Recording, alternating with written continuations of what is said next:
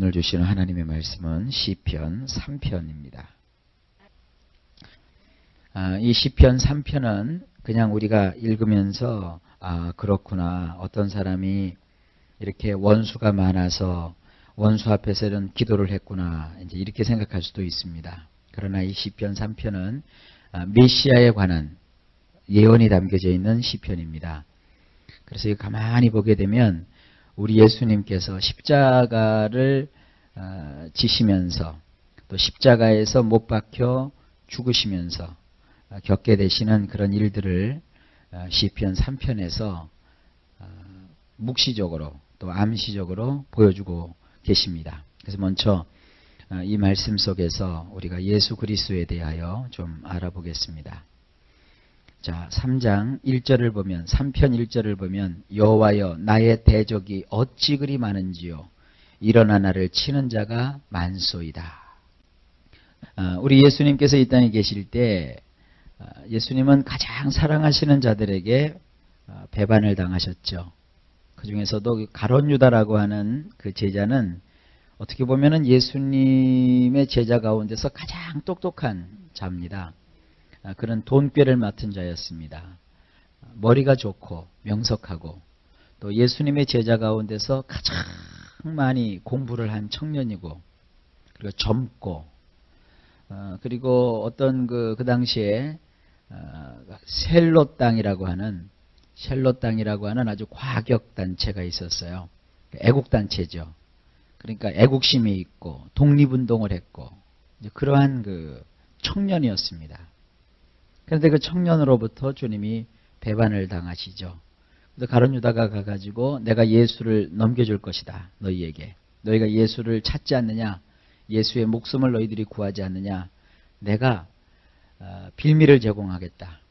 그러면서 그 예수님을 배반하는 조건으로 이제 은전을 받게 되고, 나중에 그가 예수님이 체포당하시고 고통받으시는 것을 보면서 그 양심이 못 견뎌가지고 자살을 해서 그 인생을 끝내버리는 그런 자가 있습니다. 가룟 유다만 예수님을 버린 것은 아니죠. 사랑하는 수제자인 베드로도 예수님을 배반했어요. 더군다나 예수님을 부인하는데 3번씩이나 부인을 했고, 그리고 마지막 부인할 때는 저주하면서까지 이렇게 부인을 했던 자였습니다. 그런데 가룟 유다하고 베드로하고 차이점이 뭐냐? 가룟 유다는 배신으로 끝나서 자살로 자기 인생을 마감했고, 베드로는 비록 주님을 배반했지만 결국은 그가 회개하죠. 닭을 우는 소리를 2번 듣고 그리고 나가서 하나님 앞에 철저하게 자기 자신을 회개하는 이제 그런 모습을 볼 수가 있습니다. 근데 어쨌든 그 십자가 앞에서 다 도망갔어요.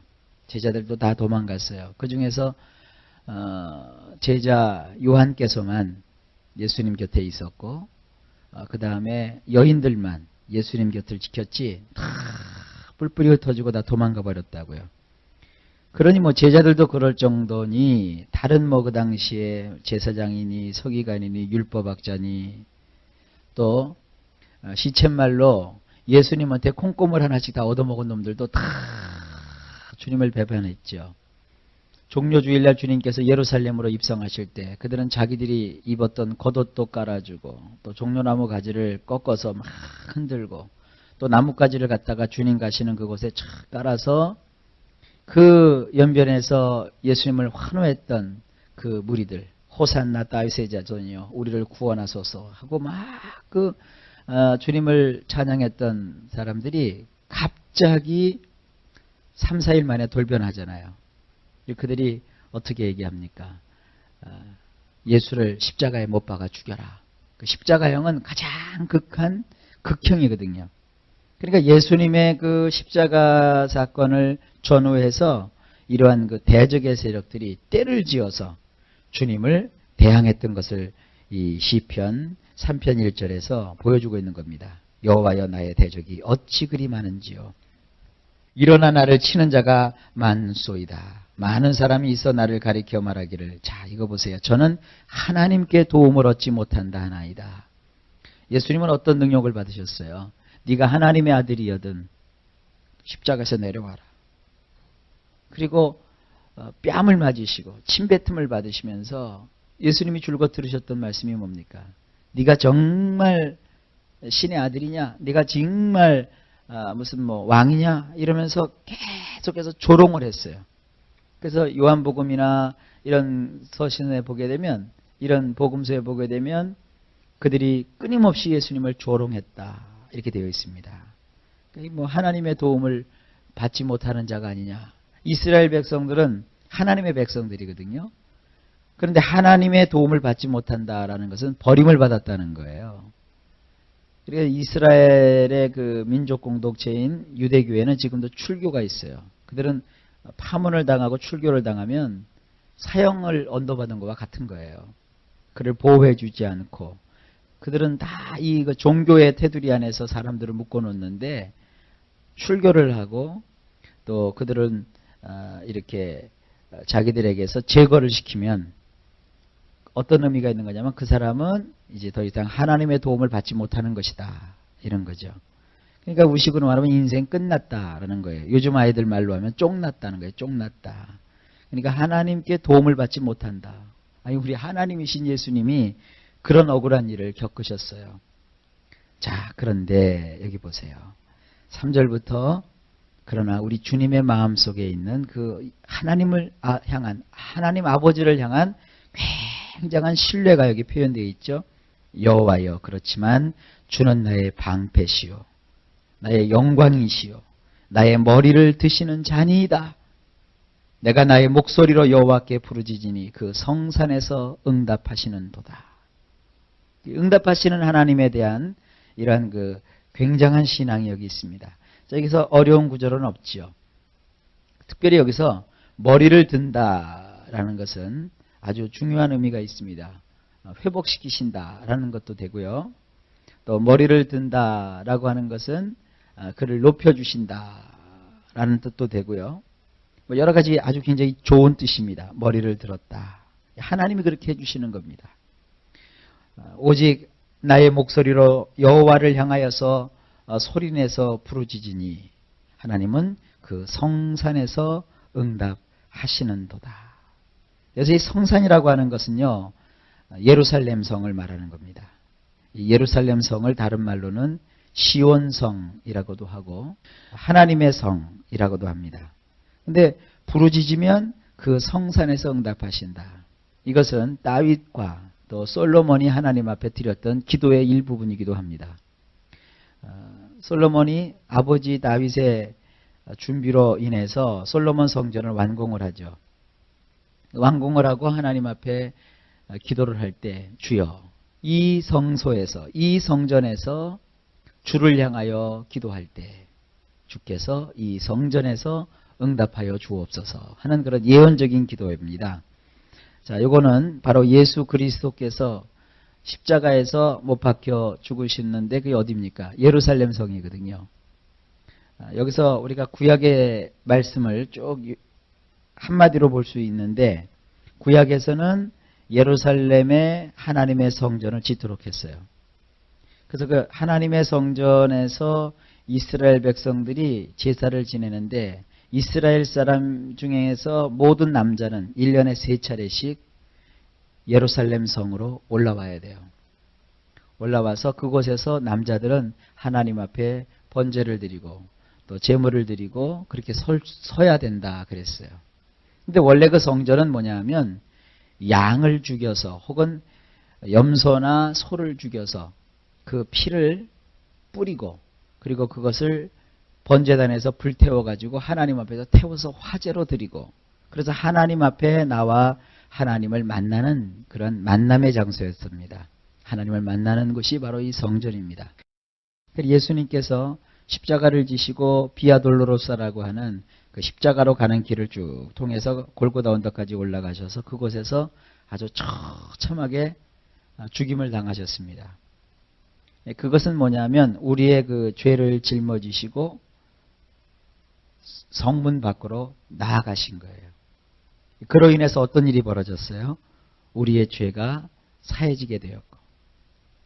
그런데 그 재물을 잡아가지고 그 잡은 재물을 거기서 다 없애버리는 게 아니라 다시 가지고 들어와서 성전에 들어와서 그거 제물을 번제단, 그리고 또 그 번제단 안에서 조금 더 들어가 보면은 성소가 있고 그 성소 안에 지성소가 있어요. 그 지성소 안에 법궤가 있는데 속죄일 날은 제사장이 들어가서 그 법궤 안에 있는 속죄소 위에 피를 바르고 그리고 나서 하나님의 처분을 기다렸다고요. 속죄일이 이스라엘 달력으로 7월 10일입니다. 7월 10일 날이 대속죄일인데 그날 그 속죄가 이루어져야 1년 동안에 있었던 모든 제사가 완결이 되는 거거든요. 근데 우리 예수님께서는 십자가에서 죽임을 당하시고 땅에 있는 성전으로 들어가신 것이 아니라 어디로 들어가셨어요? 하늘에 있는 성전으로 들어가셨어요. 그것이 히브리서에 나오는 내용입니다. 히브리서 8장, 9장, 10장에 나오는 내용이 그거예요. 손으로 지은 성소로 들어가지 아니하시고 죽으셔서 주님은 부활하셔서 하늘 성소로 들어가셨어요. 그것이 이제 부활입니다. 부활이고 이제 승천입니다. 하늘에 가셔서 그냥 하늘 보좌에 딱 바로 들어가신 것이 아니라 하나님 앞에 자기 자신을 보이셨어요. 하나님 앞에서 자기 자신을 나타내셨다라고 히브리서에 되어 있는데 그것은 뭐냐?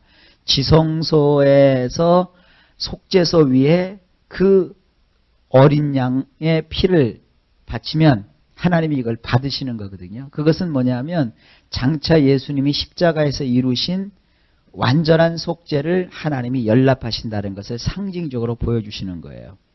그래서 예수님이 하늘 성소에 올라가셔서 하나님 아버지 앞에 자기 자신을 보이심으로 우리의 구원이 하늘에서 완성된 거란 말이에요. 그러니까 구약에 있는 그 모든 제사는 다 예수님의 사역과 관련이 되어 있는 거예요. 백성들의 죄를 용서하기 위해서 영문 밖으로 제물을 끌고 가서 거기서 죽인 것처럼 우리의 모든 과거, 현재, 미래의 죄를 용서하시기 위해서 예수님이 성문 밖, 예루살렘 성 밖에 있는 골고다 언덕까지 가셔서 물과 피를 다 쏟으시고 거기서 죽으시고 그리고 그 제물을 가져다가 성전에 들어가서 지성소에서 속죄소 위에 올려놔서 하나님의 응답을 받는 것과 똑같이 예수님은 사람의 손으로 지은 성소가 아니라 하나님이 만들어 놓으신 하늘 성소로 승천하셔서 들어가신 거예요. 그래서 자기의 그 찢기신 몸을 그리고 상하셨던 몸을 아버지께 보이심으로 모든 속죄가 이루어졌음을 이제 아버지께 말씀을 드리고 아버지께서 그것을 인정을 하신 것이죠. 그래서 우리의 구원이 온전히 이루어진 거예요. 그러니까 이런 그 구조를 여기서 볼 수 있는 것입니다. 그러니까 주님은 뭐 이 땅에서 재수 없으셔서 뭐 잡혀가지고 배반당하셔가지고 얼마나 아프셨을까 그런 게 아니거든요. 십자가를 지시고 예수님께서 골고다로 올라가셨을 때 참 많은 여인들이 예수님 뒤를 쫓아가면서 막 어떡하나 하고 울었어요. 그러니까 주님께서 가던 길을 멈추시고 여인들을 돌아보시면서 뭐라고 하시냐면 울지 말아라. 나를 위해서 울지 말아라. 나는 내가 가는 아버지가 가라고 하시는 이 길을 가는 것이다. 나를 위해서 울지 말고 너희와 너희의 자녀를 위해서 울어라. 그러셨어요. 그러니까 주님은 이 땅에 오셔서 배반을 말씀대로 받으셨고 십자가를 말씀대로 지셨고 그리고 주님께서는 말씀대로 부활하시고 또 승천하셔서 우리의 구원을 이루신 거예요. 그로 인해서 우리에게 주어진 것이 뭡니까? 우리의 그 부르짖음을 주님이 들으시고 응답하시는 이런 놀라운 축복의 역사가 있는 것입니다. 자, 이 시편 3편에서 보이게 되는 그런 그 메시아에 관련된 일들은 오늘날 우리에게도 도움이 됩니다. 우리 예수님이 가시셨던 그 신앙을 우리도 그대로 본받읍시다.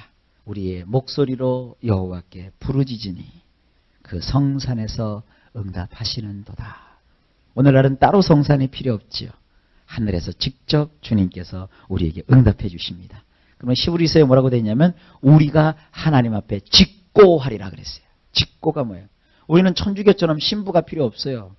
천주교에서는 자기들이 기도를 못하고 자꾸 신부한테 가서 고해 성사를 하고 또 천주교에서는요 기도를 해도 자기들이 직접 얘기하질 않아요. 뭐 성인의 이름을 빌어서 그 천주교 신앙하는 사람들 보면은 그 축일이 맨날 있어요. 1년 365일. 오늘은 성 요한의 날, 다음 날은 성 베드로의 날, 무슨 그 다음 날은 성 요하네스의 날, 무슨 날은 무슨 성인의 날. 그래갖고 그날은 기도를 어떻게 하냐면, 예를 들어서 그 성인이 요한이라고 하면, 요한 성인이시여, 몇 년도 몇 월에 죽은 요한 성인이시여, 하늘나라에 지금 들어가셨으니 나를 위해서 하나님께 빌어 주소서. 그런 기도를 하는 거예요. 이거 완전히 미신이죠. 우리하고 달라요. 근데 우리는 어떻게 합니까? 나를 위해서 십자가에서 피 흘려 죽으셨다가 부활하시고 승천하셔서 완전한 구원을 이루신 예수님, 그 예수님의 이름으로 하나님께 어떻게 해요? 직접 구하는 거예요. 하나님 아버지, 오늘 나의 인생 속에 역사해 주옵소서. 나의 마음을 받아주시옵소서 하고 직접 예수님의 이름으로 구하는 거예요. 하나님은 반드시 그 성산에서 응답해 주십니다. 자, 보세요. 5절에 내가 누워서 자고 깨었으니 여호와께서 나를 붙드심이로다. 감이 잡히시죠? 누워서 잤다라는 것이 뭐예요? 십자가의 죽으심이죠. 그 죽으심으로 끝난 것이 아니라 주님이 일어나셨어요. 부활하셨어요. 그걸 깨었다고 표현을 할 수 있어요. 이것은 뭐냐? 여호와께서 하나님께서 우리 예수님을 붙잡으셨기 때문이다. 그래서 주의 뜻대로 죽으시고 부활하신 것을 여기서 보여주고 있고요. 6절에 보면 천만인이 나를 둘러치려 하여도 나는 두려워 아니하리로다. 여호와여 일어나소서, 나의 하나님이여 나를 구원하소서. 주께서 나의 모든 원수의 뺨을 치시며 악인의 일을 꺾으셨나이다. 이제 사탄이 완전히 괴멸당한 거죠. 사탄은요, 이길 수가 없어요. 사탄은 우리를 공격하고 우리를 유혹하는 거지만, 그러나 사탄은 결단코 우리를 이길 수 없습니다. 우리가 예수 그리스도를 붙들고 십자가를 든든히 붙들고 하나님을 바라보고 앙망할 때 마귀는 그러한 우리를 절대로 패배시킬 수가 없습니다. 우리 예수님이 승리하셨기 때문입니다. 이걸 믿으십시오. 여러분은 승리할 수 있습니다. 바로 예수님 때문이죠. 자, 8절에 구원은 여호와께 있사오니 주의 복을 주의 백성에게 내리소서. 하나님이 주시는 진정한 복은 예수 그리스도로 말미암아 우리에게 오는 것이에요. 우리가 정말 예수님으로 말미암아 구원을 받았고 그 피가 우리에게 있으므로 우리는 정말 하나님의 복을 받은 하나님의 친자녀요 백성인 것을 믿으시길 주의 이름으로 축복합니다. 구원은 여호와께 있사오니 주의 복을 주의 백성에게 내리소서. 오늘도 주 예수님으로 말미암아 이런 하나님이 주시는 복이 넘치는 저나 여러분이 되시기를 예수님의 이름으로 축복합니다.